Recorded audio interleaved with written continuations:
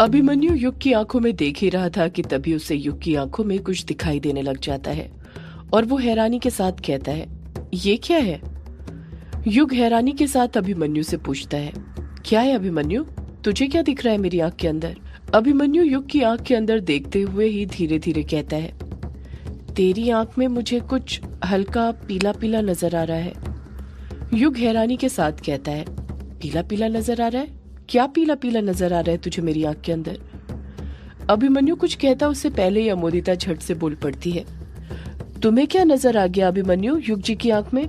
मुझे तो सिवाय काली आंखों के कुछ और नजर नहीं आ रहा है। अभिमन्यु अमोदिता के सवाल का जवाब देते हुए कहता है, ये क्या चीज है? ये तो मेरी समझ में नहीं आ रहा है, पर ऐसा लग रहा है जैसे जहां पर पहले युग की आंख की पुतली थी वहां पर पीला हो रहा हो। अभिमन्यु के ये बात कहते ही अमोदिता झट से अभिमन्यु के हाथ से टॉर्च लेती है और युग की आंखों में देखने लग जाती है। और जो चीज अभिमन्यु ने युग की आंखों में देखी थी वही अमोदिता को भी दिखाई देने लग जाती है। अमोदिता युग की आंखों में देखते हुए ही हैरानी के साथ बोल पड़ती है, मुझे तो ऐसा लग रहा है जैसे युग जी की आंख की पुतली अब काली से पीली हो रही है। युग हैरानी के साथ कहता है, क्या कहा? पीली हो रही है? अमोदिता हामी भरती है, हाँ युग जी, पर अभी बहुत कम पीली है आंख की पुतली, इसलिए एकदम क्लियर दिखाई नहीं दे रही है। बहुत गौर से देखो तो समझ में आ रहा है कि आंख की पुतली के अंदर हल्का सा पीला रंग भी है। युग घबराते हुए खुद से बड़बड़ा पड़ता है, ये क्या हो रहा है मेरे साथ? पहले आंखों का पूरी तरह काला होना और अब ये पुतली का धीरे धीरे पीला होना, ये सब हो क्या रहा है मेरे साथ? अभिमन्यु युग को हौसला देते हुए कहता है, तू घबरा मत युग, मैं हूं ना तेरे साथ। जब तक मैं तेरे साथ हूँ तुझे डरने की कोई जरूरत नहीं है। मैं तुझे कुछ नहीं होने दूंगा। मैं दोस्त हूँ तेरा, और एक दोस्त कभी अपने दोस्त को कुछ नहीं होने दे सकता है। अभिमन्यु की बात सुनकर युग की जान में जान आती है और उसकी घबराहट कुछ कम हो जाती है। अभिमन्यु युग की आंख की तरफ देख ही रहा था, तभी उसे याद आता है कि युग ने उसे ये भी बताया था कि तारा ने युग का हाथ पकड़कर कुछ महसूस किया था, कुछ ऐसा जिस कारण वो उसी वक्त डर से बेहोश हो गई थी। अभिमन्यु तुरंत युग से पूछता है, युग तेरा हाथ पकड़कर तारा ने क्या देखा था? तू मुझे फिर से बता सकता है? युग अभिमन्यु के सवाल का जवाब देते हुए कहता है, वो यार, तारा ने क्या महसूस किया था वो मुझे भी नहीं पता। उसने कुछ मुझे ठीक से बताया ही नहीं, बस आग पानी काला सब कुछ यही सब बड़बड़ाती रह गई। वो दर्द से कराहने लग गई थी सिर्फ इतना ही याद करने में, इसलिए मैंने उससे ज्यादा कुछ नहीं पूछा। अभिमन्यु धीरे से अपना सिर हिलाते हुए युग से कहता है, अच्छा ऐसा है क्या? युग चुप बैठा रहता है, कुछ नहीं कहता है। अगले ही पल अभिमन्यु फिर बोल पड़ता है, युग तू ना यहीं पर बैठ, आराम कर थोड़ी देर, मैं तारा से मिलकर आता हूँ। शायद जब मैं शांति के साथ उससे कुछ पूछूं तो वो मुझे कुछ बता दे कि तेरा हाथ पकड़कर उसने क्या महसूस किया था। युग को भी अभिमन्यु की बात ठीक लगने लग जाती है, इसलिए वो हाँ में अपना सिर हिला देता है। अभिमन्यु युग का हाथ पकड़ते हुए बड़े प्यार से कहता है, और अब तू मुझसे वादा कर कि अकेले कहीं भी नहीं जाएगा, जहां भी जाएगा मुझे अपने साथ ले जाएगा। युग अभिमन्यु के हाथ के ऊपर अपना हाथ रखते हुए कहता है, मैं वादा करता हूँ यार, जहां भी जाऊंगा तुझे अपने साथ ले जाऊंगा।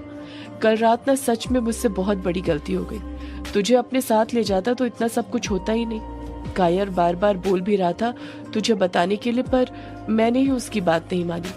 अभिमन्यु बड़े प्यार से कहता है, अब जो हुआ ना युग उसे भूल जा, पर अब आगे से याद रखना, मेरे बिना कहीं मत जाना।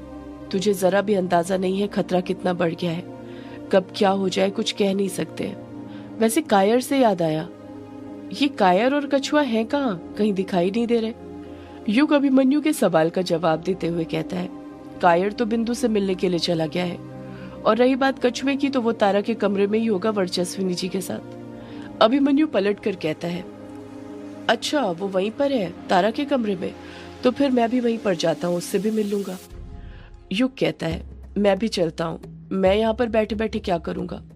अभिमन्यु कुछ कहता उससे पहले ही अमोदिता बोल पड़ती है, युग जी आप ना यहीं पर बैठे रहिए, मुझे ना अभी आपकी आंखें और अच्छे से देखनी है, क्या पता मुझे कुछ और भी दिख जाए।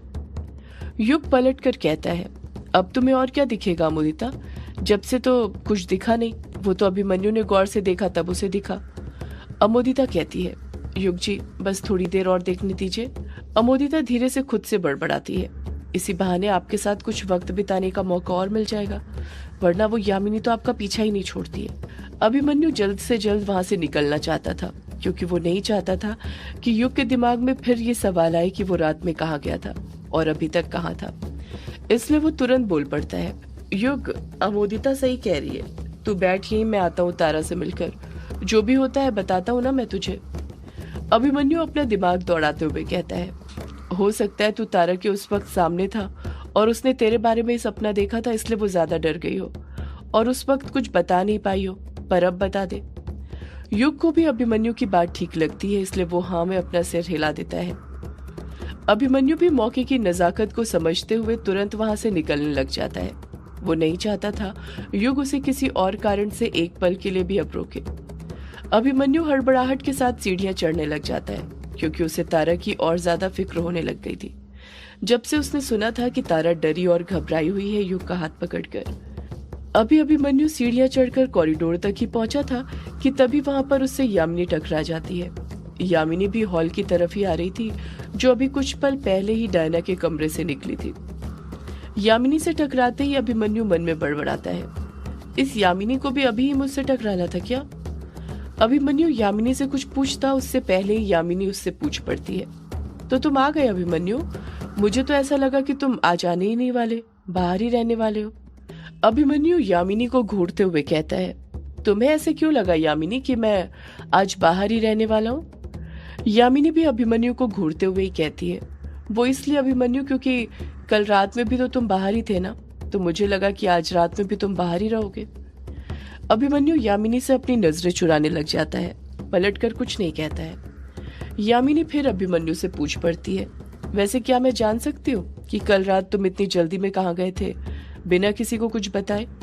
अभिमन्यु और ज्यादा चिढ़ जाता है और यामिनी पर चिढ़ते हुए ही कहता है, बिल्कुल नहीं यामिनी, तुम कुछ नहीं जान सकती हो। यामिनी हैरानी के साथ कहती है, पर क्यों अभिमन्यु? अभिमन्यु चिढ़े हुए लहजे में ही कहता है, क्योंकि मैं तुम्हें कुछ बताना नहीं चाहता हूँ यामिनी, समझी तुम? मैं कहीं भी जाऊं तुम्हें उससे क्या करना यामिनी? अभिमन्यु का लहजा सुनकर यामिनी समझ गई थी कि उसका दिमाग इस वक्त बहुत गर्म था और अभी उससे बहस करना बेकार था, और यदि उसने अभिमन्यु से बहस करी तो वो कभी उस बात के लिए राजी नहीं होगा जो वो उससे करवाना चाहती थी। यामिनी को अभिमन्यु से कैसे भी करके अपना काम निकलवाना था, इसलिए वो बात को बदलते हुए बड़े ही नर्म लहजे के साथ कहती है, ठीक है अभिमन्यु, अगर तुम्हें मुझे कुछ नहीं बताना तो मत बताओ, मैं तो तुम्हें ये बता रही थी कि। यामिनी अपनी बात पूरी करती है उससे पहले ही डायना वहां पर आ जाती है और हड़बड़ाहट के साथ अभिमन्यु से बोल पड़ती है, तुम कब आए अभी? डायना को देखकर यामिनी मन ही मन सोचने लग जाती है, इस डायना की बच्ची को भी अभी आना था क्या? यामिनी जानती थी अगर अभिमन्यु डायना से बात करने बैठा तो डायना सवालों की लड़ी लगा देगी और फिर वो अभिमन्यु से बात ही नहीं कर पाएगी, वो बात जो वो कल रात से उससे करना चाहती थी। यामिनी ऐसा बिल्कुल भी नहीं चाहती थी, वो किसी भी हाल में जल्द से जल्द अभिमन्यु से बात करना चाहती थी। इसलिए अभिमन्यु डायना से कुछ कहता उससे पहले ही यामिनी अभिमन्यु से हड़बड़ाहट के साथ बोल पड़ती है, वो अभिमन्यु, मुझे तुमसे अकेले में कुछ बात करनी है। अभिमन्यु अपनी दोनों भवें एक साथ ऊपर करते हुए हैरानी के साथ कहता है, क्या कहा? अकेले में कुछ बात करनी है? क्या बात करनी है तुम्हें अकेले में मुझसे यामिनी? डायना मन ही मन सोचने लग जाती है, इसका मतलब मेरा अंदाजा एकदम सही निकला, इस यामिनी को अभी से कुछ और ही काम है, ऐसा काम जो ये मुझे नहीं बताना चाहती है। यामिनी अभिमन्यु की आंखों में देखते हुए कहती है, मैंने कहा ना अभिमन्यु, मुझे तुमसे अकेले में कुछ बात करनी है, वो बात मैं सबके सामने नहीं कर सकती हूँ। इतना कहकर यामिनी डायना की तरफ देखने लग जाती है। अभिमन्यु समझ जाता है कि यामिनी के कहने का क्या मतलब था, वो किसके सामने बात नहीं करना चाहती थी। यामिनी अपने कदम आगे बढ़ाते हुए कहती है, चलो अभिमन्यु, जल्दी। अभिमन्यु के दिल में भी ये बात जानने की इच्छा बढ़ गई थी कि यामिनी आखिर ऐसी क्या बात करना चाहती थी उससे जो वो डायना के सामने नहीं कर सकती थी। इसलिए वो भी बिना ज्यादा सोचे यामिनी के पीछे जाने लग जाता है। डायना वहीं पर खड़ी रहती है। वो जानती थी कि उन दोनों को रोकना बेकार था, यामिनी उसे कुछ नहीं बताने वाली थी। डायना अभिमन्यु और यामिनी को वहां से जाते हुए देख मन ही मन सोचती है, ये यामिनी ना आजकल कुछ ज्यादा ही होशियार बन रही है, वक्त आने पर मैं इसकी सारी होशियारी उतार दूंगी। बड़ी आई मेरे अभी को अकेले में ले जाने वाली, पता नहीं इसे मेरे अभी से ऐसी क्या बात करनी है जिसके लिए इसे मेरे अभी को अकेले ले जाना पड़ रहा है। यामिनी अभिमन्यु को एक कमरे के अंदर लेकर आती है और अंदर से दरवाजा लॉक कर देती है। यामिनी और अभिमन्यु दोनों ही एक दूसरे के आमने सामने खड़े हुए थे। दोनों ही एक दूसरे को एकटक देखे जा रहे थे। अभिमन्यु तुरंत यामिनी से पूछ पड़ता है, बोलो यामिनी, क्या बात करनी थी तुम्हें मुझसे? यामिनी हड़बड़ाहट के साथ कहती है, वो तुम्हें पता है अभिमन्यु, कल जब तुम नहीं थे तो युग बाबू के साथ क्या हुआ? हमें ना। यामिनी अपनी बात पूरी करती उससे पहले ही अभिमन्यु तुरंत बोल पड़ता है, हाँ यामिनी, मुझे नीचे युग मिल गया था और उसने मुझे सब कुछ बता दिया है कि कल रात क्या क्या हुआ था। यामिनी बड़बड़ाती है, अच्छा, युग बाबू ने तुमको सब कुछ बता दिया है? ये तो अच्छी बात है कि युग बाबू ने तुम्हें पहले ही सब कुछ बता दिया। अब तो तुम्हें पता चल ही गया है कि युग बाबू की क्या हालत है, उस काली बारिश का उनकी आंखों पर क्या असर पड़ा है। अभिमन्यु युग की हालत पर अफसोस जताते हुए नम लहजे के साथ कहता है, हाँ यामिनी, मैंने देखी है युग की काली आंख, काफी डरावनी लग रही है। यामिनी अपनी बात को आगे जारी रखते हुए कहती है, हमें जल्द से जल्द अब कुछ करना होगा अभिमन्यु। अभिमन्यु यामिनी को एकटक देखते हुए कहता है, हम क्या कर सकते हैं यामिनी? सच कहूं तो मेरे तो कुछ समझ ही नहीं आ रहा है कि मैं क्या करूं, कोई रास्ता नजर नहीं आ रहा है। यामिनी तुरंत बोल पड़ती है, हमें उस काले साए का पता लगाना होगा अभिमन्यु।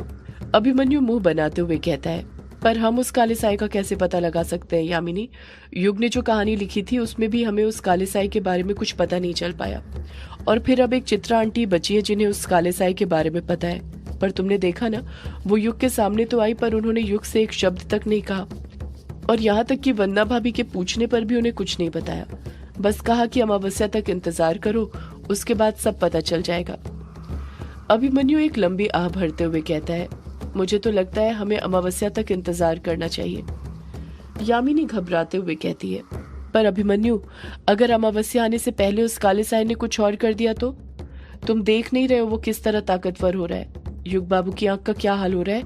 उनको छोड़ो, अगर उससे पहले उसने तारा को कुछ कर दिया तो? अभिमन्यु परेशान होते हुए कहता है, तो हम क्या करें यामिनी, तुम ही बताओ। यामिनी अभिमन्यु को देखते हुए कहती है, उस काले साए के बारे में पता लगाने का सिर्फ चित्रा आंटी जरिया नहीं थे अभिमन्यु, एक और जरिया है जिसकी मदद से हम उस काले साए के बारे में पता लगा सकते हैं। अभिमन्यु तुरंत हड़बड़ाहट के साथ यामिनी से पूछ पड़ता है, एक और जरिया है? क्या जरिया है यामिनी? सदियों से है पुरानी ये है यक्षिणी की कहानी। यक्षिणी एक आग है, यक्षिणी तेरा ख्वाब है।